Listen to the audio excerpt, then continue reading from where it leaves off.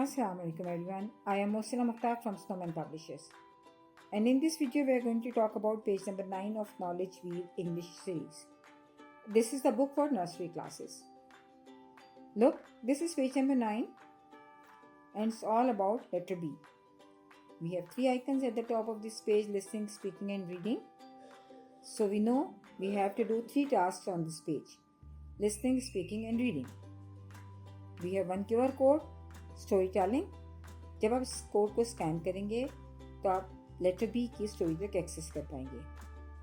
We have another icon at the bottom of this page. This is phoenix.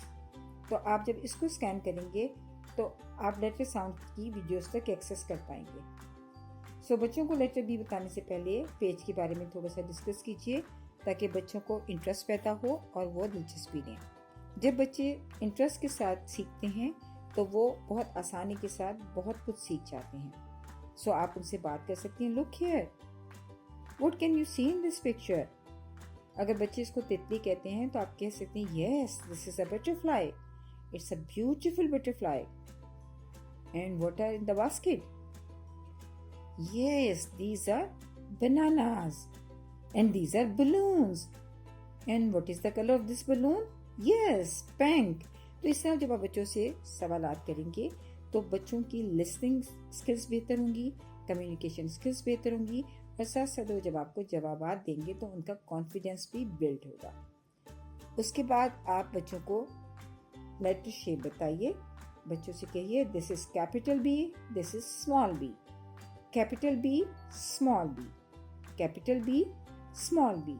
या flash card की मदद से भी बता सकते हैं और बोर्ड पर भी लिख सकते हैं. जब आप बच्चों को शेप बता चुके हैं और आपको यकीन हो कि बच्चे अब शेप्स में डिफ्रेंशिएट कर सकते हैं तो फिर आप लेटर नेम और लेटर साउंड बताइए. आप कहें the letter name is B and the sound is buh. Name is B and the sound is buh. Name is B and the sound is buh. इस तरह आपने लेटर शेप बताई, letter name बताया और letter sound बताया. और बच्चों को हर मर्तबा ये ज़रूर क्लियर कीजिए कि इनकी शेप डिफरेंट है बट इनका नेम और साउंड सेम है.